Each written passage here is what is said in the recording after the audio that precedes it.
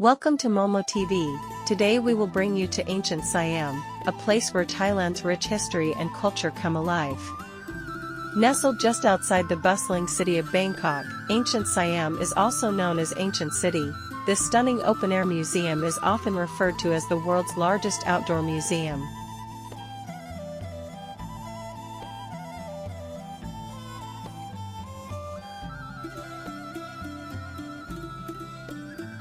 Welcome to the Great Hall of Vrtravelapps, one of the crown jewels of Ancient Siam and a stunning tribute to the spiritual heart of Thailand.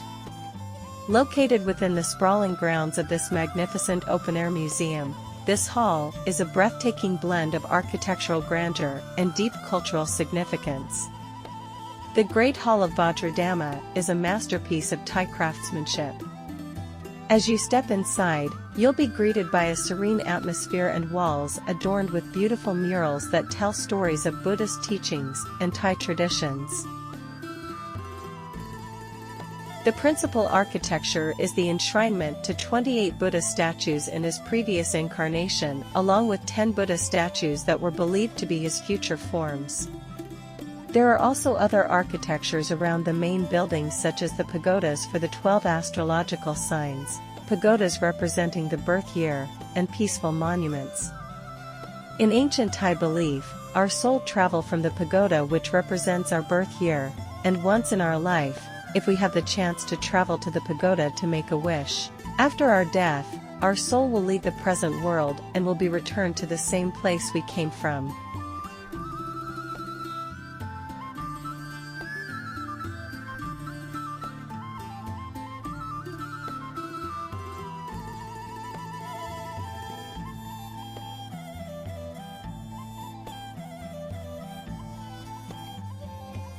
One of the most significant building in this museum is Dusat Maha Prazit Palace. In the early Ratanakosin era, the Dusat Maha Prazit Palace was an audience hall, where affairs of the state were conducted and royal ceremonies performed.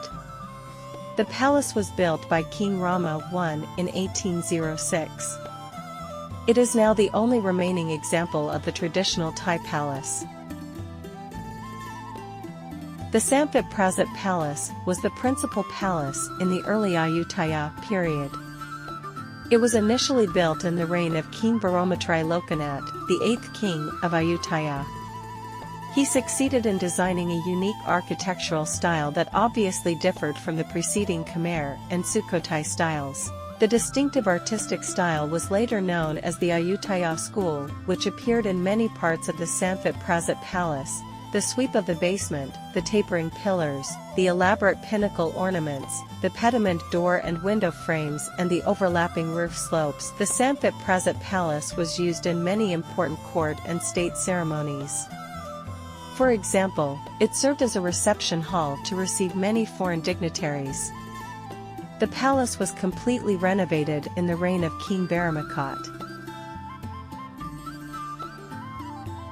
The overall structure and decorations of the building, the cruciform of Sampit Prazit Palace, is formed by the core of the building, a tall cube rabbet at each angle, and two wings adjacent to both sides of the central hall. The raised basement carries lotus moldings, which dip in the middle and, like the hull of a sailing ship, rise at the ends.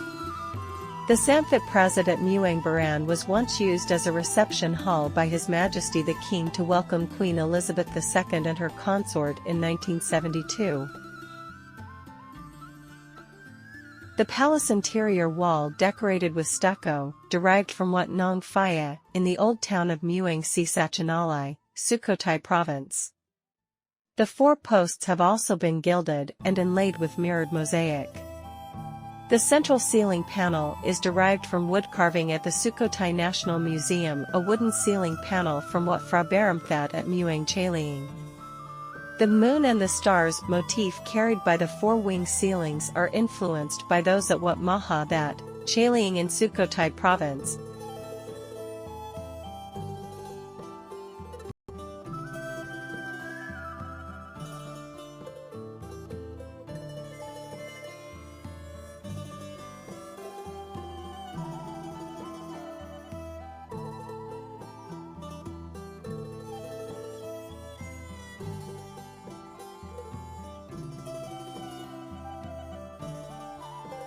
Pranks like this were designed to represent Mount Meru, the mythical axis of the universe in Hindu and Buddhist cosmology.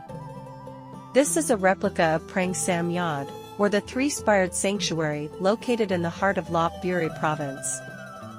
The architectural style, showing the influence of Khmer art, is considered the art of the Lop Buri school.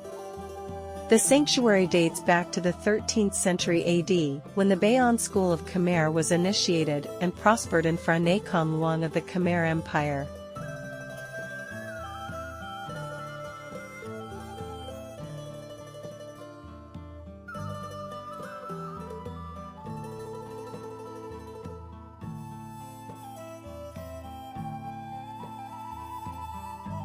The building compound was built in consisting of three spired structures, was built in conformity with the Mahayana belief in the Trinity, the threefold body of the Buddha.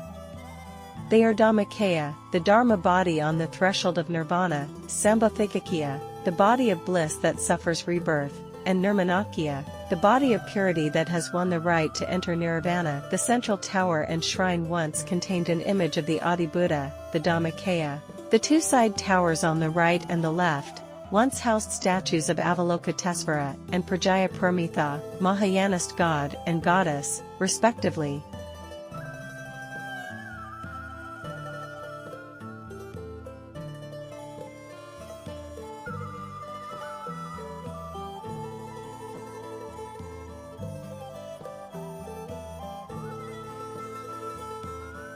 The Grand Hall of Wat Maha that in the old Sukhothai kingdom is composed of 11 large rooms, which are divided into two sections: the front section where people sat, and the rear section where the Buddha images were housed. The pedestal on which the images once stood can still be seen. It is believed that there is also a niche behind the pedestal in which a bronze Buddha image named Frasi Sakyamuni was seated. Behind the pedestal is a space where, possibly, people would have sat while paying homage to Frasi Sakyamuni. Otherwise, the space could be the whole remaining after the pillars of the Vihan were drawn from their positions.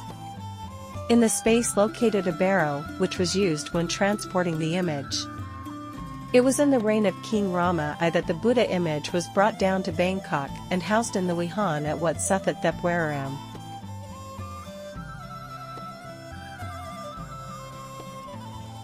The base of Frasi Sakyamuni is close to one of the stupa housing Buddha relics.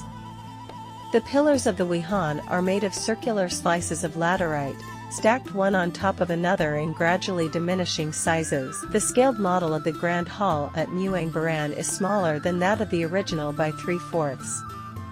Nearby are the statues of 4 Buddha images in 4 distinctive gestures which are known as Frasi Iriabat. The statues show unique characteristics of the distinguished art in casting the images in Sukhothai, Si Sachanalai, and Kampang Phet. The style of architecture can be found nowhere else in Thailand.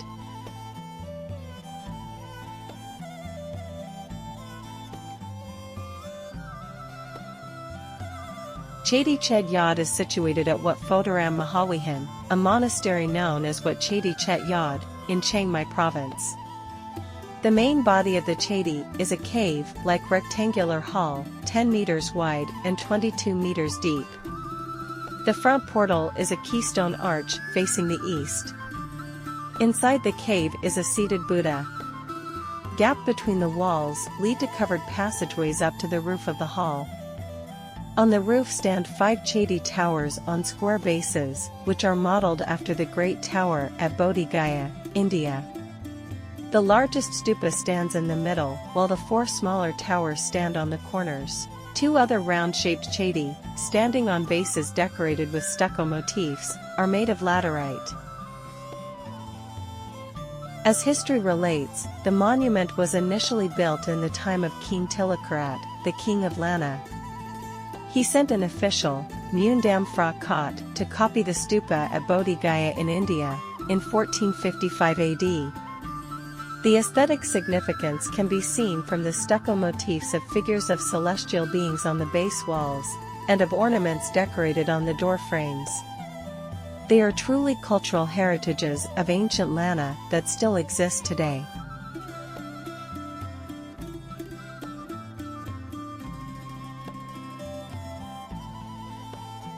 This assembly hall is a replica from Wat Chang Kong in Chiang Rai. The ancient wooden hall like this can hardly be found today. This decrepit grand hall is in fact very strong and stable. The building is easily constructed but only with skillful hands. The upper part of the posts of the Wihan are supported by beams which are obviously strong, that they help to prevent the whole structure from falling down, despite the lower part of the pillars being very decayed.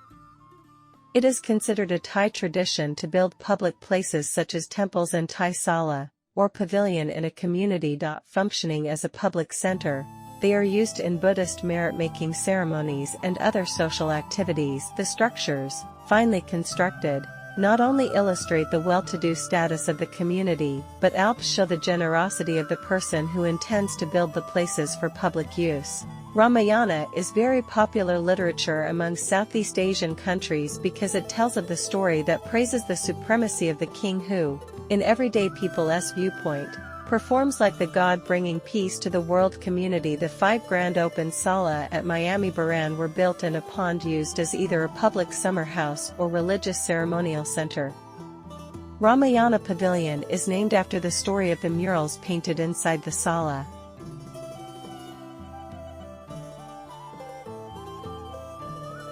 Bodhisattva Avalokitesvara, Guancharin Pu Sa in Chinese, is the preserver of Buddhism.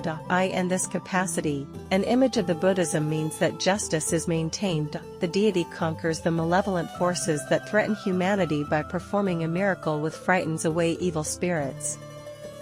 This is also a mandap of Kuan Yin, the Bodhisattva that make it possible for humanity to live together in peace or kindness and justice.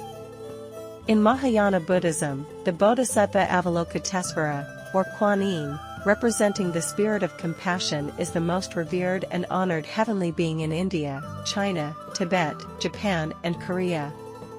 After the Tang dynasty, legends transformed this male bodhisattva into the image of a beautiful and gracious woman. The Chinese call her Kuan Yin. The lady's face is sad and compassionate, concerned for all humanities. Her image is rendered as a graceful female figure, wearing a chain featuring the figure of a deer.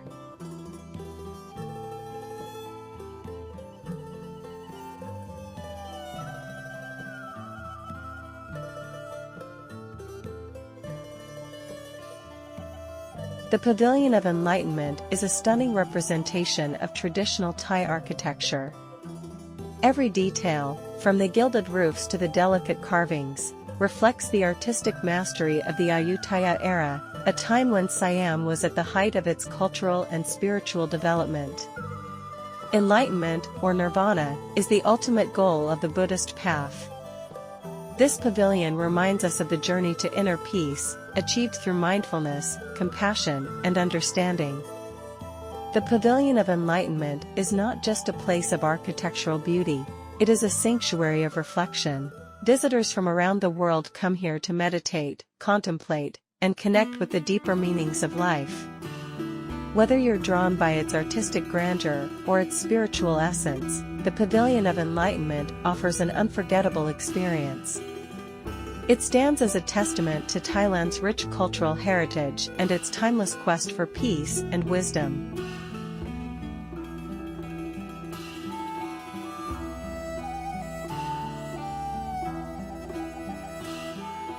Thank you for joining us. Please like, subscribe and comment. See you in next episode.